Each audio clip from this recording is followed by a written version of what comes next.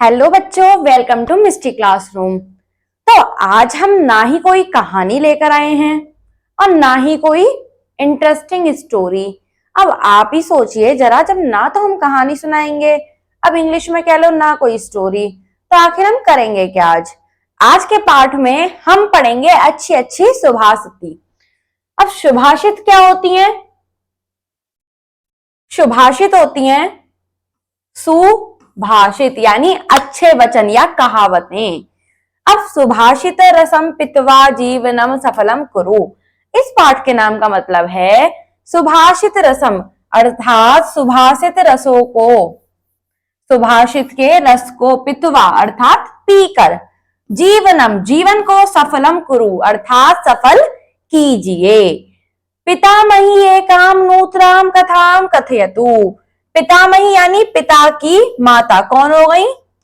दादी। तो क्या कह रही है ये अपनी दादी से कि एकाम नूतनाम, नूतनाम होता है नई, कथाम कथयतु कि दादी एक नई कथा कहिए, हमें सुनाइए। अब नानी क्या जवाब देती है? वत से अर्थात पुत्री, बेटी, तुम प्रतिदिनम तो कथाम शृणोसी अर्थात तुम प्रतिदिनम रोज, तो कथाम शृणोषि कि तुम रोज तो कथा सुनती हो। अद्य यानी आज, नीति श्लोकान शृणु, आज क्या सुनो? नीति श्लोक सुनो। अब ये क्या कहती है? नीति श्लोक, मतलब पूछती है नीति श्लोक, ये क्या होते हैं? अब दादी क्या कहती है? आम अर्थात हाँ। नीति श्लोका, सही सुना तुमने, नीति श्लोका। नीति श्लोका नाम सुभाषितानि, नीति श्लोक का नाम क्या है? सुभाषितानि। अब क्या कहती है? किम नाम सुभाषितानि, अर्थात सुभाषितानि किसका नाम है? अब क्या कहती है? सुष्ठु भाषितानि इति सुभाषितानि, अर्थात कहती है सुष्ठु भाषितानि अर्थात मीठे मीठे वचन, सुंदर वचन क्या है? सुभाषितानि है, कि मीठे वचन या सुंदर वचन ही सुभाषितानि होते हैं। अर्थात वो कहती है मतलब शोभनानी वचनानी, अर्थात ऐसे वचन जो शोभा दें, तानी सर्वदा जनानाम हिताय भवंती, जो हमेशा सभी के हित में हो, अर्थात जिन वचनों से हमेशा सबकी भलाई हो। सुभाषित पठनेन का लाभ, अब ये क्या पूछती है कि सुभाषितों को पढ़ने से क्या लाभ होता है? अर्थात हम कहानी सुनते हैं, हमको इंटरेस्ट आता है, लेकिन अब ये पूछती है कि मैं सुभाषितानि सुनूंगी या सुभाषित पढ़ूंगी तो मुझे क्या लाभ होगा? अब ये क्या कहती है कि सुभाषित पठनेन आदर्श मानव जीवन निर्माणाय प्रेरणा प्राप्यते, अर्थात सुभाषित पठनेन की सुभाषित यानी मीठे वचनों को पढ़ने से आदर्श मानव जीवन निर्माणाय, कि आदर्श मानव जीवन को निर्माण करने की प्रेरणा प्राप्यते, क्या प्राप्त होती है? प्रेरणा प्राप्त होती है। मानव जीवनस्य सुखाय समृद्धये च सुभाषितानां पठनस्य आवश्यकता अस्ति, कि मानव जीवनस्य, मानव जीवन को सुखाय अर्थात सुख से, समृद्धये च और समृद्धि से, सुभाषितानां पठनस्य आवश्यकता अस्ति, कि उनको किसकी जरूरत होती है? सुभाषितों को पढ़ने की आवश्यकता होती है। अगर किसी को, मानव को अपना जीवन सुख और समृद्धि से जीना है तो उनको क्या चाहिए? वो सुभाषितानि पढ़े। या सुभाषितानि पठित्वा कार्य क्षेत्रे तस्य ज्ञानस्य प्रयोगम करोति स बहुनः लाभान प्राप्नोति, कि या अर्थात अगर सुभाषितानि की सुभाषितों का पठित्वा को पढ़कर कार्य क्षेत्र में तस्य उनका ज्ञान से प्रयोगम करोती, उनके ज्ञान का प्रयोग करेंगे, कि अगर हम सुभाषितानि को पढ़ते हैं और उस ज्ञान का प्रयोग अपने कार्य क्षेत्र में करेंगे, सा बहुना लाभान प्राप्नोति, तो हमें क्या होगा? बहुत ज्यादा लाभ प्राप्त होगा। अब क्या है? अहो सुंदरम यदि एवं तरही अहम नूनम सुभाषितानि पठिष्यामि, अहो सुंदरम कि अरे वाह ये तो बहुत अच्छा है, यदि एवं तरही कि अगर ऐसा है तो, यदि एवं कि अगर ऐसा है तो, अहम यानी मैं, नूनम जरूर, सुभाषितानि सुभाषितों को पठिष्यामि पढ़ूंगी, कि अगर ऐसा है, इसके इतने सारे लाभ हैं तो मैं सुभाषितानि को जरूर पढ़ूंगी। कौन कहता है? ये। अब दादी क्या कहती हैं? सुभाषितानि स्वकर्तव्यस्य अकर्तव्यस्य च विषये स्पष्टतया मार्गदर्शनम कुर्वन्ति।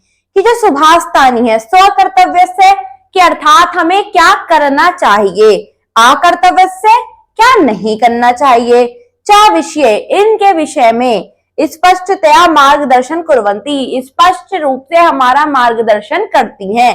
कौन? सुभाषितानि। अतः सर्वे अवश्यम सुभाषितानि पठन्तु। अतः इसलिए सर्वे अर्थात सभी को अवश्यम जरूर सुभाषितानि पठन्तु सुभाषितानि पढ़नी चाहिए। तानि पठित्वा सर्वे जीवनस्य रहस्यम अवगच्छन्तु जीवनम सुखमय च कुर्वन्तु।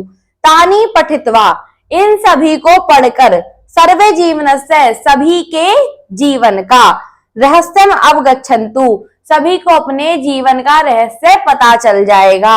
जीवनम सुखमयम च कुर्वन्तु और सभी अपने जीवन को सुखमय कर लेंगे अर्थात सुख पूर्वक अपने जीवन को व्यतीत करेंगे। अब आइए देखते हैं कि कौन कौन सी सुभाषितानि है। गायन्ति देवाः किल गीतकानि धन्यास्तु ते भारत भूमि भागे स्वर्गापवर्गास्पद मार्गे भूते भवन्ति भूया पुरुषः सुरत्वात्। अर्थात अब इसको देखते हैं पदच्छेद के माध्यम से। गायन्ति देवा किल गीतकानि कि गायन्ति देवा जो देवता गण हैं जो देव भूमि में रहते हैं वो भी किल गीतकानि यही गीत गाते हैं। क्या? कि धन्या तूते भारत भूमि भागे कि धन्य है वो पुरुष जिनके भाग्य में भारत भूमि है। स्वर्गापवर्गास्पद मार्ग भूमे जो स्वर्ग या मोक्ष के मार्ग को प्राप्त कर सकते हैं। भवंती होते हैं भूय पुरुष सुरत्वात वो पुरुष किसके? सुरत्वात देवता के समान। अब आइए देखते हैं अन्वय। भारत भूमि भागे ये भवंती ते धन्या इति देवा गीतगानी गायन्ति किल कि भारत भूमि भागे ये कि जिनके भाग्य में भारत भूमि है अर्थात ऐसे मनुष्य जिन्होंने पृथ्वी पर जन्म लिया है। भवंती ते धन्या कि वो क्या होते हैं? धन्य होते हैं वो सभी धन्य होते हैं। इति ऐसा देवाः गीतगानी गायन्ति किल कि ऐसा देवता गीत गाते हैं। स्वर्गापवर्गास्पद मार्ग भूते भारत भूमि भागे तू देवा कि अर्थात जिनके भाग्य में स्वर्ग और मोक्ष प्राप्ति के मार्ग हैं। तू देवा सुरत्वात भूय पुरुषा की वो पुरुष देवता के समान होते हैं। आइए देखते हैं भावार्थ। ये मानवास्याम भारत भूमो जन्म प्राप्तनुवन्ति ते धन्या इति भारत भूमे गुणगान देवा कुर्वन्ति कि ये मानवास्या भारत भूमो जन्म प्राप्तनुवन्ति कि वो मानव वो मनुष्य अस्याम भारत भूमो की इस भारत भूमि पर जन्म प्राप्तनुवन्ति जन्म प्राप्त किया है कि वे मनुष्य जिन्होंने इस भारत भूमि पर जन्म प्राप्त किया है। ते धन्या वो सभी क्या है?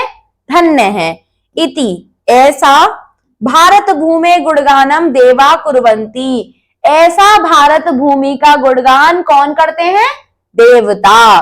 अतः वयम इसीलिए हम सभी वयम सर्वे हम सभी भारतीय भाग्यशाली सम हम सभी जो भारतीय हैं वो क्या है? बहुत ज्यादा भाग्यशाली हैं। धर्म अर्थ काम मोक्ष आदि प्राप्त मार्ग भूते अस्मिन भूखंडे देवा अपि देवत्वम विहाय मनुष्य रूपेण जन्म गृह्णात अभिष्कन्ति। अर्थात धर्म अर्थ काम मोक्ष इन सभी की प्राप्ति से का जो मार्ग है वो कहाँ है? इस भारत भूमि पर। ये सभी ऐसा गुणगान किसने किया है?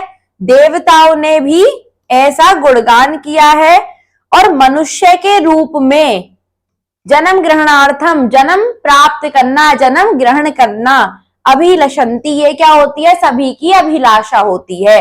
आइए देखते हैं दूसरी सुभाषितानि। अगला है गुड़ी गुणम वेति न वेति निर्गुणम वली वलम वेति न वेति निर्वलम पीको वसंतस्य गुणम न वायसः करीच सिंहस्य बलम न मूसकः। अर्थात गुड़ी गुणी होता है वो व्यक्ति जो गुणवान हो। अब गुणम वेत्ति, अर्थात जो गुण वाला व्यक्ति है, गुणवान व्यक्ति ही गुणों को वेत्ति होता है पहचानना, पहचान सकता है। ना वेत्ति अर्थात नहीं पहचान सकता, कौन? निर्गुणम, जिसके पास गुण ही ना हो। कि ऐसा व्यक्ति जिसके पास गुण हो वही गुण को पहचान सकता है, ऐसा व्यक्ति जिसके पास कोई गुण ही ना हो वो किसी के गुण को नहीं पहचान सकता। वली बलम वेत्ति, अर्थात जो बलवान व्यक्ति होता है, शक्तिशाली व्यक्ति होता है, वो ही बल को पहचान सकता है। ना वेत्ति निर्मलम, अब जिसके पास बल ही नहीं है वो बल को क्या पहचानेगा। अब जैसे देखो इसमें उदाहरण दे रहे हैं पिको अर्थात कोयल। वसंतस्य गुणम, जो वसंत ऋतु आती है उसके जो गुण होते हैं उसको सिर्फ कोयल ही पहचान सकती है। ना वायसम, कोई कौवा उसको नहीं पहचान सकता। अब करी च सिंहस्य बलम ना मूसकम, करी अर्थात हाथी, च सिंहस्य बलम, हाथी क्या करता है? शेर की शक्ति को पहचान सकता है। अब जो चूहा है, मूसकम होता है चूहा, वो तो शेर के बल को नहीं जानता। आइए देखते हैं पदच्छेद करके। गुड़ी गुणम वेत्ति न वेत्ति निर्गुणम, बलि बलम वेत्ति न वेत्ति निर्बलम, पिका वसंतस्य गुणम न वायसः, करी च सिंहस्य बलम न मूषकः। अन्वय है गुड़ी गुणम वेत्ति निर्गुणम न निर्गुणम गुणम न वेत्ति, बलि बलम वेत्ति निर्बलम बलम न वेत्ति, पिकः वसंतस्य गुणम वेत्ति वायस वसंतस्य गुणम न वेत्ति, करी च सिंहस्य बलम वेत्ति मूषका सिंहस्य बलम न वेत्ति। आइए समझते हैं इसको भावार्थ के माध्यम से।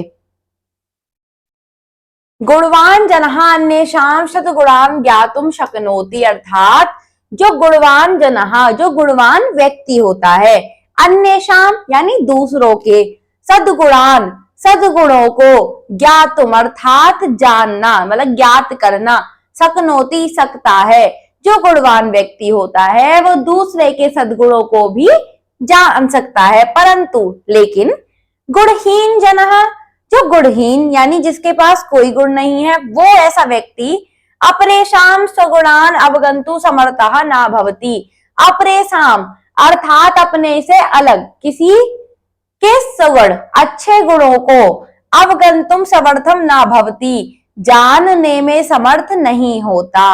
अब ऐसे ही बलवान जना यथा अन्येषाम, की जो बलवान जना होता है, बलवान व्यक्ति होता है, यथा अन्येषाम जो क्या करेगा अपने से दूसरों के बलम ज्ञातुम शक्नोति, बल को जान लेगा, तथा बल रहित जना अन्येषाम बलम ज्ञातुम ना शक्नोति, लेकिन ऐसा व्यक्ति जिसके पास कोई बल ही नहीं है वो अपने से दूसरे के बल को नहीं जान पाएगा। बसंत काले आगते पिकः वसंतस्य गुणान रूपम कुहतानम करोति, कि जब वसंत काले आगते, कि जब वसंत ऋतु आती है तो जो पिका है यानी कोयल जो होती है, वसंतस्य बसंत ऋतु के गुणान रूपम कुहतानम करोति, गुण के रूप क्या करती है? कुहतान करना शुरू कर देती है। परंतु लेकिन का कहा मधुर गातुम ना शक्नोति, लेकिन जो का होता है वो मधुर गीत नहीं गा सकता। गजहा अर्थात हाथी, पशुराज सिंहस्य, पशुओं के राजा शेर, से होता है का, शेर के बलम जानाति, शेर के बल को जानता है कौन? हाथी। भवंती नम्रास्त्रवः फलोद्रमे नवाम्बुभिर्दुर्विलम्ब विनोब घनः, अनुद्धता सत्पुरुषः समृद्धिभिः स्वभाव अवेश परोपकारिणाम्। आइए देखते हैं इसका पदच्छेद। भवंती नम्रः तरव फलोद्रमे नवाम्भि दूर विलंबिने घनः, अनुद्धता सत्पुरुषः समृद्धिभिः स्वभाव एव एषः परोपकारिणीम्। आइए देखते हैं इसका अन्वय।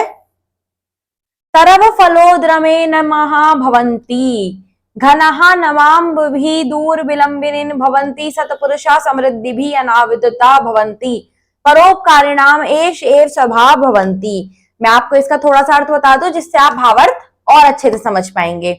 तरव फलोदमे नम्राः भवंती, तरव यानी जो पेड़ होते हैं, फलोद्रमे यानी फलों से लदे हुए, नम्राः भवंती वो झुक जाते हैं, यानी कि नमस्कार जब हम करते हैं तो झुक के करते हैं, तो वो भी झुके हुए होते हैं। अब ऐसे ही घना, घना होते हैं बादल, नवाम भी दूर विलंबिन भवंती, कि जब बादल भी ज्यादा घने हो जाते हैं तो वो भी नीचे आ जाते हैं।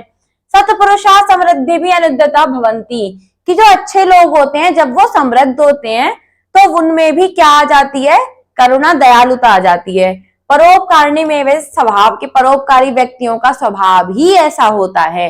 अब इसको समझते हैं भावार्थ के माध्यम से कि समयानुसारम वृक्षेषु फलानि जायन्ते, कि समय के अनुसार वृक्षेषु यानी वृक्ष पर फलानि फल जायन्ते आते हैं, कि जब समय होता है जिस ऋतु में भी जो फल आना होता है वो तभी आता है। अब फला भारेण ते वृक्षा नम्रहा भवंती, फल भारेण अर्थात फल का जो वजन होता है, फल के वजन के कारण, ते वृक्षा वो सभी जो वृक्ष होते हैं, नम्रहा भवंती वो झुक जाते हैं, यानी नम्रहा झुक जाते हैं। तथा अब ऐसे ही नव जले परिपूर्ण मेघा अवनता भवंती, अर्थात नव जले परिपूर्ण, कि नए जल से जो भरे हुए हों, मेघा बादल, कि नए जल से भरे हुए बादल अवनता भवंती क्या होते हैं, वो भी अवनत होते हैं, यानी नए जो बादल हैं वो भी नीचे आ जाते हैं। कैसे, भूमि प्रति आयंती, भूमि पर आकर, वृष्टिम च कुर्वंती, और क्या करते हैं, वृष्टि होती है, वर्षा करने लगते हैं। अस्मिन यानी इससे, अस्मिन इससे, संसारे बहव परोपकारेण जनाः संति, कि ऐसे ही संसार के, संसारे संसार के या संसार में, बहवः अर्थात बहुत सारे, परोपकारीण जना परोपकारी लोग, संति होते हैं।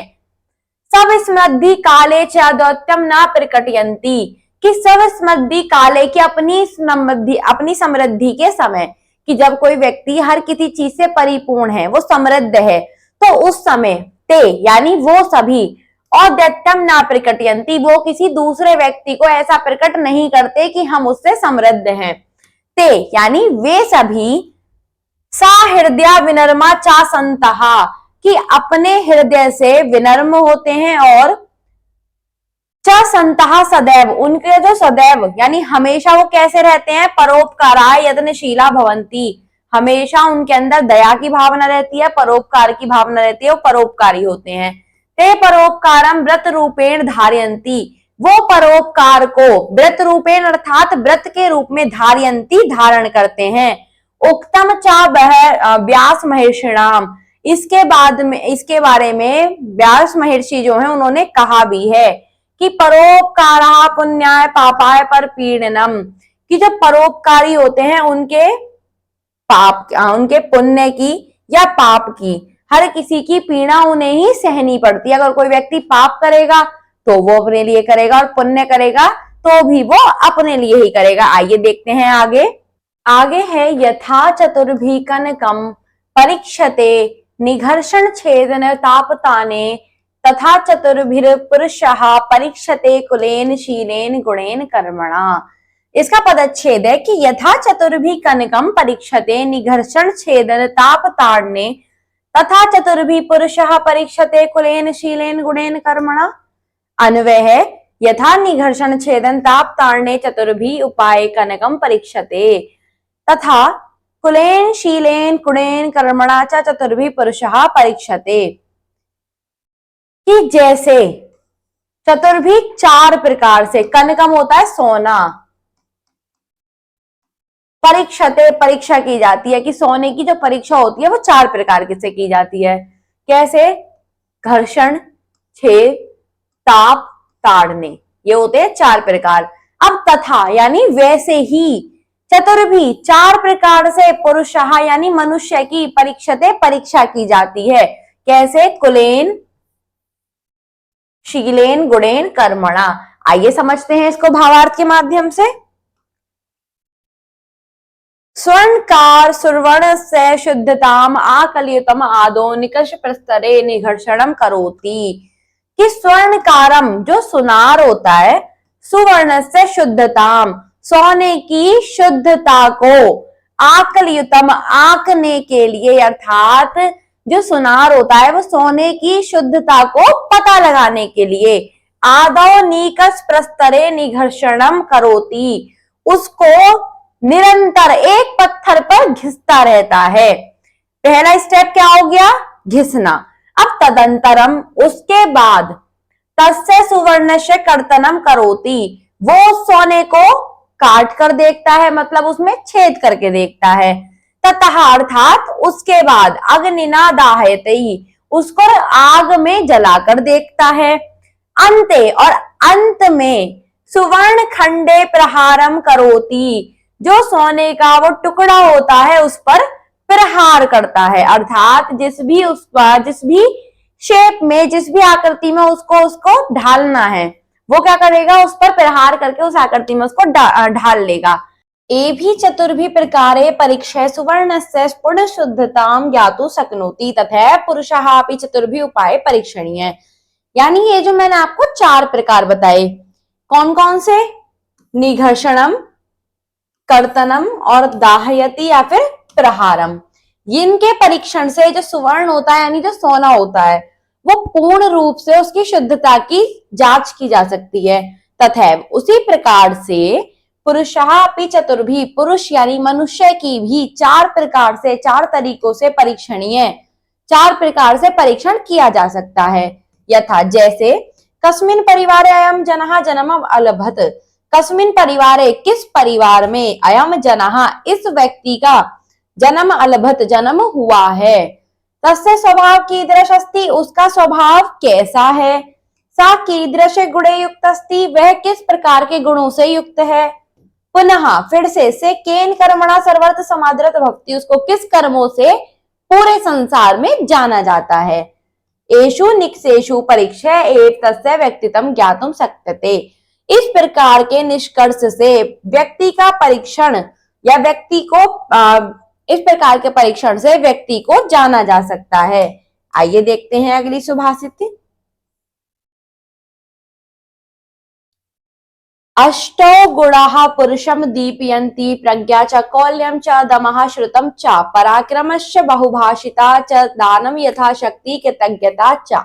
इसका पदच्छेद है, अष्टौ गुणाः पुरुषम दीपयन्ति प्रज्ञा च कौल्यं च दमः श्रुतं च पराक्रम च बहुभाषिता च दानं यथाशक्ति कृतज्ञता च। अन्वय है, प्रज्ञा कौल्यम दम श्रुतम पराक्रम अबहुभाषिता च यथाशक्ति दानम कृतज्ञता च इत्येते अष्टो गुणा पुरुषम दीपयन्ति। आइए जानते हैं भावार्थ के माध्यम से। अष्टभी 8 प्रकार के गुणों से युक्त मानवः मनुष्य सर्वदा हमेशा समाज में सम्मान को प्राप्त करता है। 8 प्रकार के गुणों से युक्त मनुष्य हमेशा समाज में सम्मान को प्राप्त करता है। विशेष ज्ञानम, जिसमें क्या होता है, तो विशेष ज्ञान, कुलीनता अर्थात अपने कुल से जुड़ा हुआ हो, संयम उसमें धैर्य हो, वेदादि नाम शास्त्राणाम ज्ञान, उसको वेद आदि शास्त्रों का ज्ञान हो, पराक्रम शक्तिशाली हो, अल्प भाषिता, अल्प होता है थोड़ा, भाषिता बोलने वाला यानी कम बोलने वाला हो, सामर्थ्य अनुसारम दानशीलता, जितना वो कर सकता है उतना दान करने वाला हो, कृतज्ञता चा और आज्ञा मानने वाला हो। इति, इस प्रकार के अष्टो गुणा संति 8 गुण होते हैं। मानवा उत्तम गुणान आश्रित्य सम्मानित भवति, उत्तम गुणों वाला मानव हमेशा सम्मानित होता है। अतः उत्तम, इसीलिए कहा गया है, गुणवान पूज्यते नरः, अर्थात गुणवान व्यक्ति, गुणवान मनुष्य पूजनीय होता है। आइए देखते हैं आगे। नासा सभा यत्र न सन्ति वृद्धा नाते ये न वदन्ति धर्मम, धर्मः सानो यत्र न सत्यमस्ति सत्यम न तदच्छलमभ्यपेति। आगे है, न सा सभा यत्र न सन्ति वृद्धा नाते ये न वदन्ति धर्मम धर्म सानो यत्र न सत्यम अस्ति सत्यम न तद यद छलम अभ्युपेति। आइए देखते हैं इसका अन्वय। सा सभा न अस्ति यत्र वृद्धा न सन्ति, अर्थात वो सभा नहीं होती जहां पर वृद्ध लोग ना हो। ते वृद्धा न संति, ये धर्म न वदंती, या तो वो वृद्ध ना हो या वो धर्म से ना बोलते हो। सा धर्म नास्ति यत्र सत्रम सत्यम नास्ति, जहां धर्म नहीं होता वहां सत्य नहीं होता। तत् सत्यम नास्ति यत छलम अभ्युपेति, अर्थात जहां सत्य नहीं होता वहां हर जगह छल ही छल होता है। आइए देखते हैं भावार्थ। अस्मिन् संसारे विविधा सभा भवन्ति, अर्थात हमारे संसार में, इस संसार में अनेक प्रकार की सभाएं होती हैं। सभासु जन समागम भवन्ति, सभाओं में जन समागम अर्थात भीड़ होती है। बहुभाषणम प्रचलति, बहुभाषणम बहुत सारी बातें होती हैं। तेन साफल्यम भवति, अर्थात वो सफल नहीं होती। वस्तुतः विशेषकर सा एव सभा सफला भवति, वो ही सभा सफल होती है। यत्र, जहां वयोवृद्धा ज्ञान वृद्धा चा जना भवेयु, वयोवृद्धा ज्ञान वृद्धा अर्थात बुजुर्ग व्यक्ति और ज्ञानवर्धक व्यक्ति वहां उपस्थित हों। पुनरपि, फिर से, ते ज्ञान वृद्धा धर्म विषय वेदेयु, अर्थात जिन व्यक्ति को धर्म के विषय में ज्ञान है वो धर्म के बारे में बोले। धर्म संबंधायाम चर्चायाम, अर्थात धर्म से जो संबंधित चर्चा हो। सत्यम, उस पर सत्य बोला जाए। एवं वक्तव्यम यत सत्यम तथम युक्तम भवेत, और जो सत्य बोला जाए उसमें कुछ ना कुछ तथ्य हो, अर्थात वो बात सच हो। ना तो छलना युक्तम इति, ना कि वो किसी छल से युक्त हो। आइए देखते हैं अगली। दुर्जनेन समसंख्य प्रीतिम चापि न कार्येत, उष्णो दहति चारंगार शीत कृष्णायते करम, अर्थात पदच्छेद। दुर्जनेन समम संख्यम प्रीतिम च अपि न कार्येत, उष्ण दहति च अंगार शीतः कृष्णायते करम। इसका अन्वय है दुर्जनेन समसंख्यम प्रीतिम च अपि न कार्येत, उष्ण अंगारः दहति शीतः च करम कृष्णायते। आइए समझते हैं इसका अर्थ भावार्थ के माध्यम से। दुर्जनेन सह मैत्री ना करणीया, अर्थात दुर्जनेन, जो दुर्जन व्यक्ति होता है उसके साथ हमें मित्रता, मैत्री होती है, मित्रता नहीं करनी चाहिए। यतो ही दुर्जन विश्वास योग्य ना भवति, क्योंकि जो दुर्जन व्यक्ति होता है, जो बुरा व्यक्ति होता है, उस पर विश्वास नहीं किया जा सकता, वो विश्वास के योग्य होता ही नहीं है। दुर्जनेन सह बंधुता प्रीति ना करणीयम, दुर्जन व्यक्ति के साथ ना ही हमें कोई लगाव करना चाहिए, ना ही बल्कि हमें उसके साथ कोई भाई या बंधु का व्यवहार रखना चाहिए।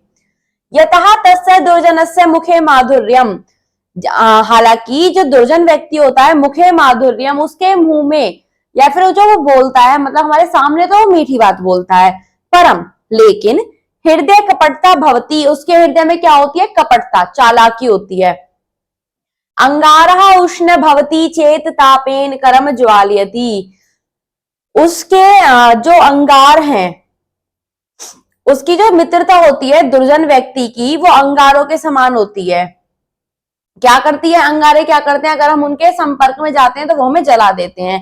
ऐसे ही अगर हम किसी दुर्जन व्यक्ति के संपर्क में जाएंगे, उनके साथ रहेंगे, तो क्या होगा? हम भी खुद दुर्जन ही बनेंगे। पुनः फिर से, यदि सा अंगार शीतल अस्ति, जो अंगारा होता है वो गर्म होता है, लेकिन सोचो वो ठंडा हो, तदापि हस्तम मलिनम करोति, तो वो क्या करेगा? हमारे हाथों को गंदा ही करेगा।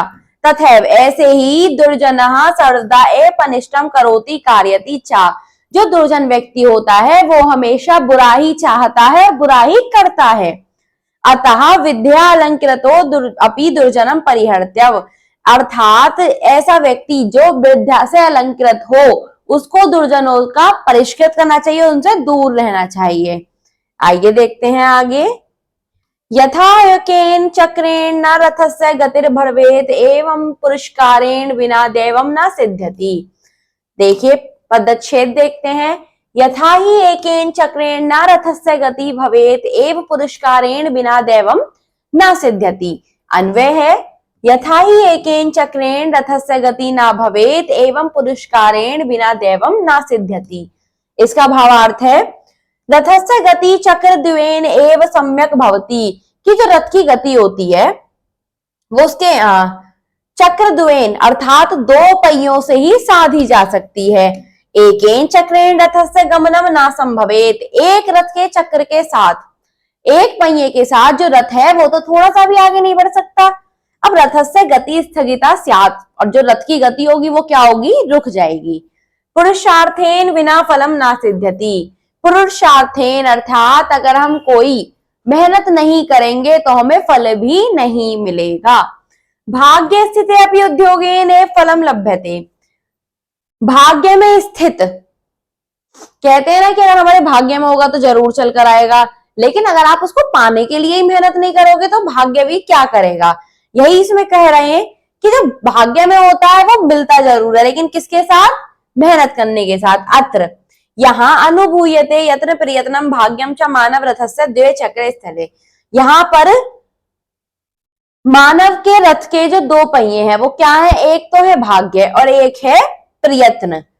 उक्तम अपि, ऐसा कहा भी गया है कि उद्मेन ही सिद्ध्यंति कार्याणि न मनोरथे, कि उद्मेन यानी परिश्रम से ही सभी कार्य सिद्ध होते हैं, ना कि बल्कि इच्छा से। तो देखा आपने, आज हमने सुभाषितों के माध्यम से किस प्रकार की अच्छी अच्छी बातें सीख ली, लेकिन इनको सिर्फ अपने तक ही सीमित ना रखें बल्कि अपने मित्रों को भी समझाएं, क्योंकि आप तो बिल्कुल अच्छी तरह जान चुके हैं। फिर मिलेंगे एक धमाकेदार वीडियो के साथ सिर्फ मिस्ट्री क्लासरूम पर। जब तक वीडियो को लाइक करें और चैनल को सब्सक्राइब करें।